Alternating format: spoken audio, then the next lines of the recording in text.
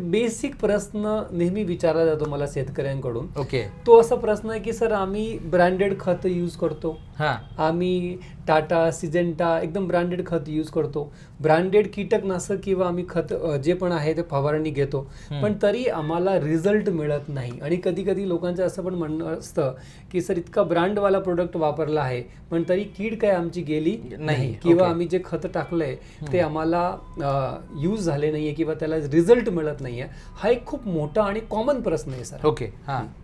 तर बघा, मागचं कारण जरा थोडं सांगा. चलो, मी तुम्हाला आज जो तुमचा प्रश्न आहे त्या प्रश्नावरती समाधानकारक उत्तर देण्याचा मी प्रयत्न करीन. तसा तुमचा प्रश्न होता की खतांचा खर्च वाढत चाललेला आहे, बरोबर आहे? बरोबर. आता हे आपण एक लक्षात घेऊया की आपण जे काय खतं देत असतो, दाणेदार खतं असतील, तर आपण एक गोष्ट समजून घेऊ. जसं आपण एक घास जो आहे तो 32 वेळा चावतो.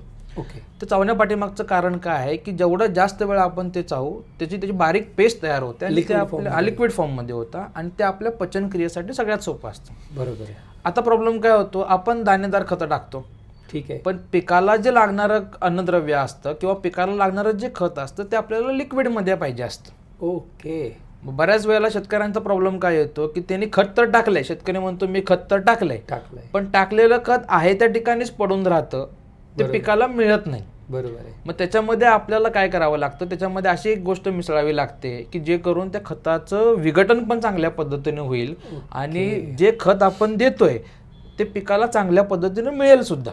ओके. मग असं जर आपण करत राहिलो तर निश्चितपणे रासायनिक खतांचा खर्च जो आहे तो आपण कमी करू शकतो. मार्केटमध्ये आज जर आपण बघितलं तर ॲग्रिकल्चरमध्ये खूप अशा ऑप्शन्स अवेलेबल आहेत की जे तुमचा रासायनिक खतांचा खर्च किंवा रासायनिक खतांना विघटन करण्याचं काम सुद्धा ते करत असतात आणि फार छान रिझल्ट त्यांना शेतकऱ्यांना मिळतात. ओके. म्हणजे शेतकऱ्यांनी जो खत दिला आहे तो पिकापर्यंत पोहोचला नाही, त्याचं विघटन झालं नाही आणि पिकाला उपलब्ध झाला नाही. हा एक मोठा आणि मेजर कारण आहे की आपण खत दिला पण तो पिकाला उपलब्ध झाला नाही. आणि त्याच पद्धतीने जे इतर जे स्प्रेज आहे ज्याला आपण फवारणी म्हणतो, त्या फवारणी पण रिझल्ट देत नाही असं शेतकऱ्यांचं म्हणणं असतं. त्याचं मागचं जरा थोडंसं कारण सांगा. अच्छा, तुम्हाला आता स्प्रेच्या माध्यमातून सुद्धा सांगतो की बरेच शेतकरी स्प्रे सुद्धा करत असतात पण तरी सुद्धा त्यांना रिझल्ट जो आहे तो म्हणावा तसा येत नाही. ॲक्च्युली मगाशी माझा एक पॉईंट राहिला होता. बऱ्याच वेळेला काय होतं की आपल्या खतं जे आपण देत असतो तर जास्त प्रमाणामध्ये खतं दिल्यानंतर आपल्या मातीचं आरोग्य सुद्धा आपल्याला मोठ्या प्रमाणामध्ये आपलं खराब होतं. आणि थोडक्यात मातीचं आरोग्य खराब होणं म्हणजे काय, आपल्या जमिनीमध्ये असणारा पीएच जो आहे तो वाढत जातो. ओके. तर आपल्याला काय करायचं आहे की आपल्या मातीला सुद्धा काही हानी पोचवायची नाहीये आणि टाकलेली खतं सुद्धा आपल्याला पिकाला उपलब्ध करून द्यायची. ठीक आहे. दुसरा प्रश्न जो तुमचा होता की शेतकरी बरेच स्प्रे काढत असतात, म्हणजे आज मी एवढं सांगायचा प्रयत्न करेन या पॉडकास्टच्या माध्यमातून की आपल्या पिकांमध्ये जी येणारी कीड आहे ती कीड एवढी हुशार झाली. ओके. ठीक आहे. कीड एवढी हुशार झाली की ती कंट्रोल करायची म्हटली तरी आपल्याला घाम फुटतो अशी ती कीड आहे आणि वेगवेगळ्या पिकांमध्ये वेगवेगळ्या प्रकारची कीड आपल्याला बघायला मिळते. उदाहरण द्यायचं म्हटलं तर मिरचीवर आपण बघितलं तर थ्रिप्स अटॅक मोठा होतो. बरोबर आहे. टोमॅटो बघितलं तर पांढरी माशी असेल, व्हायरस असेल. ऊसामध्ये जर आपण विचार केला तर हुमणी अळीचा प्रादुर्भाव खूप जास्त बघायला मिळतो. तर अळ्यांचा आणि रस शोषणाऱ्या किडींचा जो अटॅक आहे हा खूप मोठ्या प्रमाणामध्ये होतो. पण प्रॉब्लेम काय होतो माहिती आहे का की आपण जे स्प्रे करत असतो, ठीक आहे, शेतकऱ्यांना स्प्रेमध्ये रिझल्ट न येण्याचं सगळ्यात मोठं कारण आहे की आपण काय करतो, मार्केटमधनं जे काय औषधं आणतो ती औषधं आणून आपण पंपामध्ये टाकतो आणि पंपामध्ये टाकल्यानंतर त्याचा स्प्रे करतो. ओके. आता स्प्रे केल्यानंतर बऱ्याच वेळेला काय होतं की पाण्याचा एक स्वाभाविक गुणधर्म आहे किंवा पाणी जे असतं त्या पाण्याचा सुद्धा एक गुणधर्म आहे, ते ज्या ठिकाणी पडून राहतं, ज्या ठिकाणी त्याचा स्प्रे होतो त्या ठिकाणी ते पडून राहतं थेंबाच्या रूपामध्ये, ते पसरत नाही. ओके. तर आपल्याला त्याच्यामध्ये असं काहीतरी मिसळलं गेलं पाहिजे की जेणेकरून ते औषध त्या पानावरती चिकटून पण राहील, ते औषध त्या पानावरती पसरेल सुद्धा आणि ते औषध त्या पानाच्या आतमध्ये सुद्धा जाईल. ओके. तर याच्यामुळं काय होतं की एकदा तुमचं औषध पानाच्या आतमध्ये गेलं, पानाच्या आतमध्ये औषध पसरलं तर वारंवार आपल्याला स्प्रे करण्याची गरज लागत नाही. ओके. म्हणजे सांगायचा अर्थ असा आहे तुमचा की आपण फवारणी करताना एक चांगला स्टिकर वापरला पाहिजे. अगदी बरोबर. अगदी बरोबर. चांगला स्टिकर वापरला तर त्याचा रिझल्ट चांगला येऊ शकतो. तर सर एक कॉमन क्वेश्चन आहे जे सगळे लोक विचारणार, म्हणजे उत्साह वाढला असेल आपले प्रेक्षकांच्या किंवा शेतकरी बांधवांचे, की मार्केटमध्ये खूप सारे स्टिकर आहे, आम्ही ऑलरेडी स्टिकर वापरतो. ओके. ते म्हणतात की आम्ही ऑलरेडी स्टिकर घेतोय, वापरतोय, पण तरी आम्हाला रिझल्ट मिळत नाही. तर तुमच्या अनुभवामध्ये तुम्ही आम्हाला सांगू शकता का, तुम्ही इतक्या वर्षापासून तुम्ही या क्षेत्रात काम करताय, तर मार्केटमध्ये उपलब्ध असणारा एक बेस्ट स्टिकर तुम्ही कुठला रेकमेंड करता? ओके, बघा सगळ्यात महत्त्वाचं काय आहे की आज ॲग्रिकल्चर एवढं ॲडव्हान्स झालेलं आहे आणि ॲग्रिकल्चरमध्ये नवीन नवीन टेक्नॉलॉजी येते, बरोबर आहे. तर सगळ्यात महत्त्वाचं काय असतं की फक्त आपल्याला स्टिकरवर अवलंबून राहायचं नाही आहे, तर स्टिकरसोबत अजून 4 गोष्टी आपल्याला बघायला पाहिजेत. पहिलं असतं स्टिकर, नो डाऊट आपण जी काय औषधं वापरतो ती पानावरती चिकटून राहिली पाहिजेत. दुसरं सगळ्यात महत्त्वाचं असतं ते म्हणजे तुमचं औषध जे आहे त्या पानावरती पसरलं गेलं पाहिजे, ज्याला आपण स्प्रेडर म्हणतो. स्प्रेडर. तिसरं सगळ्यात महत्त्वाचं असतं ते म्हणजे पेनिट्रेटर म्हणजे काय की समजा तुम्ही औषध वर फवारलेलं आहे तर ते पानाच्या खालपर्यंत घेऊन जाण्याची ताकद त्या औषधामध्ये पाहिजे. म्हणजे मुरलं पाहिजे. औषध थोडक्यात आपण जर सांगायचं म्हटलं शेतकऱ्यांच्या भाषेमध्ये तर ते औषध जे आहे त्या पानामध्ये मुरलं पाहिजेत. आणि सगळ्यात महत्त्वाची गोष्ट असतं त्याला चौथा आपण एक पॉईंट म्हणतो ज्याला आपण होमोजिनियस मिक्सचर म्हणतो. होमोजिनियस मिक्सचर म्हणजे काय, ते जे तुम्ही औषध फवारताय ते औषध पाण्यासोबत व्यवस्थित मिक्स झालं पाहिजे. ओके. आपण आता सविस्तर चर्चा करूया की स्टिकर काय काम करतं, स्प्रेडर काय काम करतं, त्यानंतर पेनिट्रेटर काय काम करतं आणि होमोजिनियस मिक्सचरचं काय काम असतं. तर आय होप सो की तुमचे जेवढे सगळे शेतकरी बांधव आज हा पॉडकास्ट बघतायत त्यांना तुमच्या माध्यमातून काहीतरी नवीन माहिती त्यांना मिळेल आणि ती माहिती त्यांच्या शेतीसाठी नक्की उपयुक्त ठरेल 100%, अशी मी आशा करतो. आणि जो तुमचा प्रश्न होता की स्टिकर, बघा स्टिकर काय असतो की आपण जे औषध फवारतो ते फवारलेलं औषध पानावर चिकटून ठेवणारा घटक म्हणजे स्टिकर असतो. बरोबर आहे. आता बरेच शेतकरी काय करतात की फक्त पावसाळ्यामध्ये स्टिकर वापरतात. बरोबर आहे. ठीक आहे, बरेच शेतकरी काय करतात फक्त पावसाळ्यामध्ये स्टिकर वापरतात. आता मी असं म्हणेन की फक्त पावसाळ्यामध्ये न वापरता तुम्ही ज्या ज्या वेळेला तुमच्या पिकांमध्ये स्प्रे कराल त्या वेळेला तुम्हाला ते वापरणं खूप महत्त्वाचं आहे. ओके. ठीक आहे. आता समस्या काय येते पावसाळ्यामध्ये, तर पाऊस पडत असतो. ठीक आहे, रिमझिम पाऊस पडतो आणि जसं मी तुम्हाला सांगितलं की पाण्याचा गुणधर्म काय असतो की तो ज्या ठिकाणी पडतो त्या ठिकाणी तो पडून राहतो, ते पसरत राहते. ठीक आहे. बऱ्याच वेळेला काय असतं शेतीमध्ये स्प्रेइंग करत असताना हवा असते. हवा असल्यामुळे काय होतं फवारलेलं औषध हे तुमचं पान हललं की तुमचं औषध खाली पडून जाण्याची शक्यता असते. बरोबर आहे. किंवा ऊन असेल तर त्याचं बाष्पीभवन सुद्धा तुम्हाला जास्त प्रमाणामध्ये बघायला मिळतं. मग स्टिकर काय काम करतं, तुम्ही जे औषध फवारताय हे पानावरती चिकटून ठेवण्याचं काम करतं. ओके. आणि त्याच्यामुळे काय होतं की तुमचं औषध जे आहे ते वाया जात नाही.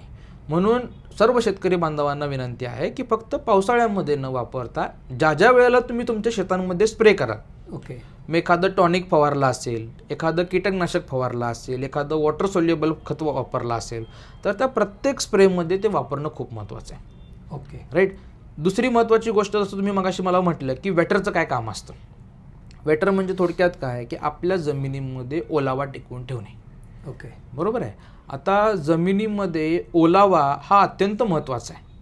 बरोबर. कारण जमिनीमध्ये जर ओलावा नसेल तर शेतकऱ्यांना अनेक समस्या येतात. बरेच शेतकरी मेहनत करतात. बघा शेतकरी मेहनतीला कुठेही कमी पडत नाही. खर्चाला पण कमी पडत नाही.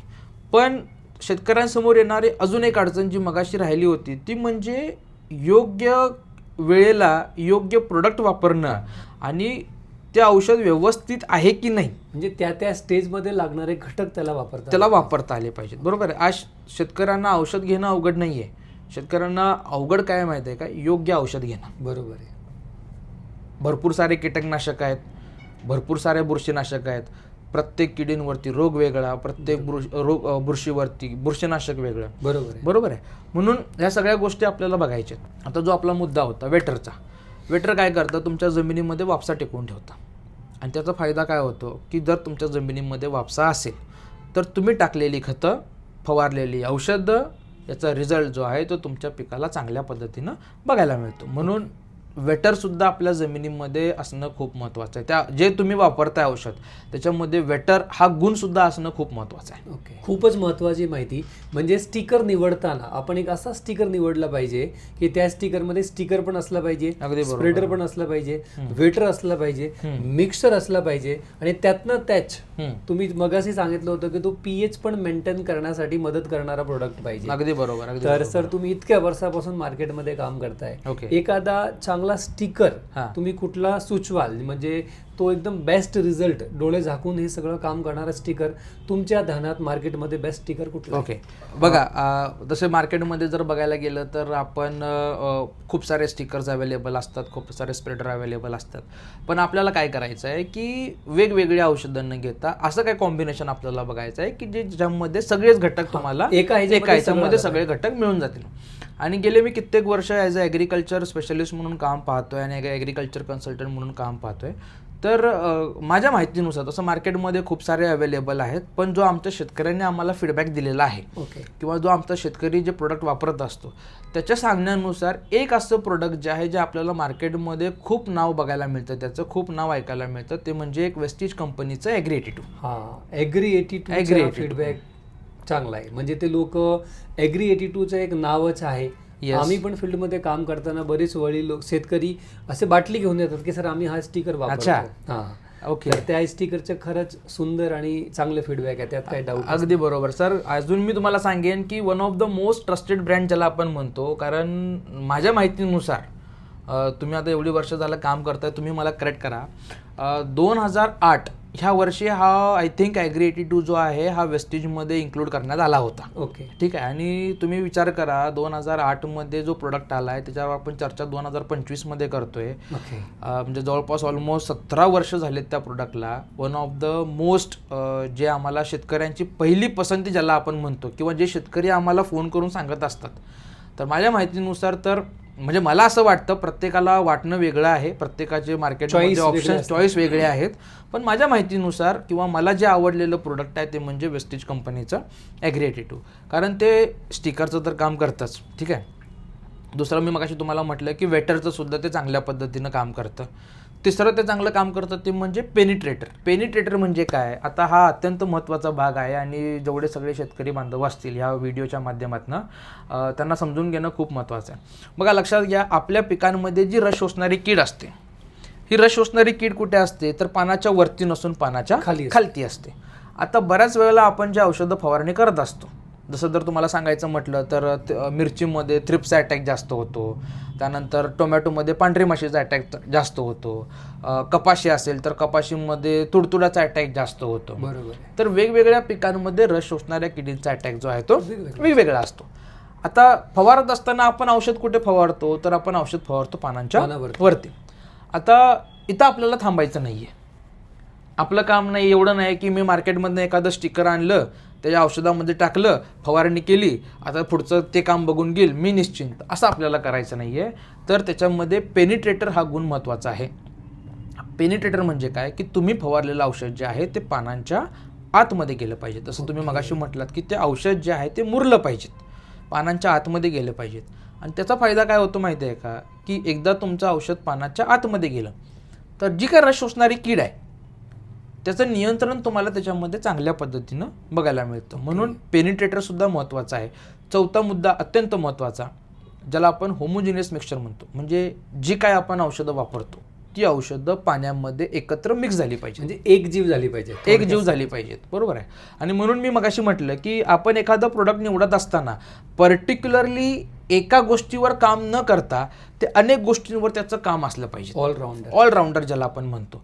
मग होमोजिनियस मिक्सचर अत्यंत महत्त्वाचं आहे. का महत्त्वाचं आहे, कारण आज जर आपण बघितलं तर पंपामध्ये आपण काय करतो, शेतकरी औषधं मिक्स करत असतो आणि वेगवेगळ्या प्रकारचे औषधं जे आहेत ते आपण मिक्स करतो. काही औषधं पावडर स्वरूपामध्ये असतात, काही औषधं लिक्विडमध्ये असतात, त्याच्यामध्ये थोडंसं तेलकटपणा असतो. बरोबर आहे. बऱ्याच वेळेला काय होतं की औषध पाण्यामध्ये एकत्र मिक्स होत नाही, तरंगतं, ज्याला आपण आमच्या कोल्हापूर भाषेमध्ये तवंग म्हणतो. जसं रश्याच्या वरती तवंग असतो तसं तवंग असतो, ते वर तरंगत असतं. आणि एखादं औषध जर समजा पाण्यामध्ये व्यवस्थित एकजीव झालं नसेल तर त्याचा रिझल्ट तुम्हाला फील्डमध्ये बघायला मिळतो, एकसारखा रिझल्ट तुम्हाला बघायला मिळतच नाही. काही वेळेला रोग लवकर कंट्रोल होतो, काही वेळेला वेळ लागतो, काही वेळेला औषध पिकांची उंची तुम्हाला कमी जास्त बघायला मिळते. आणि म्हणून सगळ्यात महत्त्वाचं आहे ते म्हणजे औषधं जी आहेत, जी काय आपण वापरतोय, मग कीटकनाशक असेल, बुरशीनाशक असेल, पाण्यात विरघळणारी खतं असतील, टॉनिक असेल, तर ही सगळी औषधं जी आहेत ती पाण्यामध्ये एकजीव असली पाहिजे, एकजीव झाली पाहिजे. त्याच्यामुळं ज्या वेळेला तुमची औषधं पाण्यामध्ये मिक्स होतील त्यावेळेला तुम्हाला पिकांवरती रिझल्टसुद्धा चांगला बघायला मिळतो. आणि 5वा महत्त्वाचा मुद्दा आहे तो म्हणजे पाण्याचा pH. तर माझ्या माहितीनुसार ॲग्री-82 जे आहे हे पाण्याचं pH बॅलन्स करण्यासाठी सुद्धा काम करतं. म्हणून एखादं प्रोडक्ट निवडत असताना तुम्ही पहिलं बघा की ते किती वर्ष जुनं ब्रँड आहे, नंबर 1. नंबर 2, ते निवडत असताना, एखादी गोष्ट निवडत असताना किंवा एखादं औषध निवडत असताना ते एका गोष्टींवर काम न करता विविध गोष्टींवर त्याचं काम असलं पाहिजे. राईट. आणि सर्वसामान्य शेतकऱ्यांना परवडेल असं, सर्वसामान्य शेतकऱ्यांना रिझल्ट येईल असं ते प्रोडक्ट आपल्याला बघायचं आहे. म्हणून मी मगाशी म्हटलं की माझ्या चॉईसनुसार किंवा मला जे आवडतं किंवा आम्ही जे रिझल्ट घेतो ते म्हणजे आपला ॲग्री-82. म्हणजे तुमचा आवडता किंवा फेवरेट जो प्रोडक्ट आहे स्टिकरमध्ये तो आहे ॲग्री-82. तर मी शेतकरी बांधवांना मध्ये एक नक्की सांगणार की तुम्ही कधीही जेव्हा फवारणी करता, स्प्रे करायचं म्हणलं तर कंपल्सरी तुम्ही स्टिकर नक्की वापरा. स्टिकर वापरल्यामुळे तुमचा खताचा खर्च कमी होतो आणि त्याचबरोबर रिझल्ट चांगला येतो. आणि तुम्ही मार्केटमध्ये कुठलाही स्टिकर घेऊ शकता, ती तुमची चॉईस आहे. पण सरांचा अनुभव जर तुम्हाला घ्यायचे असेल किंवा सरांच्या अनुभवाप्रमाणे जर तुम्हाला एखादं प्रोडक्ट वापरायचे असेल तर तुम्ही ॲग्री-82 प्रोडक्ट हा नक्की वापरा. मला पण मार्केटमध्ये या प्रोडक्टचे खूप चांगले फीडबॅक मिळाला आहे आणि शेतकऱ्यांचा असं फीडबॅक की खरंच हा प्रोडक्ट चांगला आहे. अगदी बरोबर. म्हणून मी म्हटलं की एक ॲग्री-82 जर सांगायचं म्हटलं तर एकूण 5 प्रकारचं ते काम करतं. त्याच्यामध्ये अजून एक महत्त्वाचा मुद्दा आहे जो तुमच्या शेतकऱ्यांना या व्हिडिओच्या माध्यमातून समजेल, ते म्हणजे जी काय आपण वॉटर सोल्युबल खतं वापरत असतो, ठीक आहे, तर त्या वॉटर सोल्युबल खतांचा अपटेक सुद्धा या ॲग्री-82 मुळे चांगला होतो असं आम्हाला बऱ्याच शेतकऱ्यांनी सुद्धा फीडबॅक दिलेला आहे. Okay, right.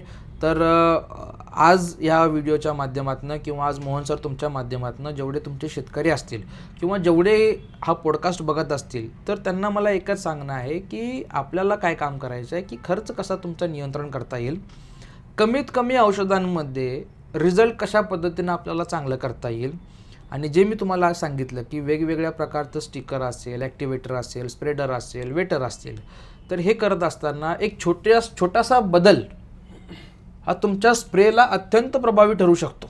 म्हणजे फक्त एक छोटासा बदल, जे तुमचा प्रश्न होता की रिझल्ट येत नाही, वारंवार स्प्रे करावा लागतो, तर हा जो छोटासा बदल आहे जो मी तुम्हाला आत्ता सांगितला ॲग्री-82 बद्दल, हा फक्त एक छोटासा बदल केल्यामुळं तुम्ही बघाल की बऱ्याच शेतकऱ्यांचे अनुभव तुम्हाला चांगले ऐकायला मिळतील. बऱ्याच शेतकऱ्यांच्या फवारणीचा खर्च कमी होईल, बऱ्याच शेतकऱ्यांच्या खतांचा खर्च कमी होईल. तर मी अपेक्षा करतो की आज जो काय आपण इथं डिस्कस करतोय किंवा जे काय आज तुम्ही सांगितलेलं आहात ते प्रत्येक शेतकरी बघेल, व्यवस्थित ऐकेल, समजून घेईल आणि आपल्या पद्धतीनं शेतीमध्ये चांगल्या पद्धतीनं काम करेल अशी मी अपेक्षा करतो. तर सर, तुम्ही दिलेली माहिती खरंच मोलाची आहे आणि ह्या माहितीमध्ये प्रत्येक शेतकऱ्याला नक्कीच फायदा होणार आहे. अगदी तुम्ही इथे आले, आम्हाला वेळ दिला आणि खूप छान माहिती दिली. तुमचं खूप खूप धन्यवाद. Thank you so much. तर शेतकरी मित्रांनो, तुम्हाला ही जर माहिती आवडली असेल तर ही माहिती जास्तीत जास्त शेतकऱ्यांच्या बरोबर शेअर करा आणि त्याचबरोबर तुमचे काही प्रश्न असेल तर तुम्ही खाली कमेंट बॉक्समध्ये तुमचे प्रश्न पण विचारू शकता. तर थँक्यू सो मच. जय हिंद, जय महाराष्ट्र, जय शिवराय. Thank you so much.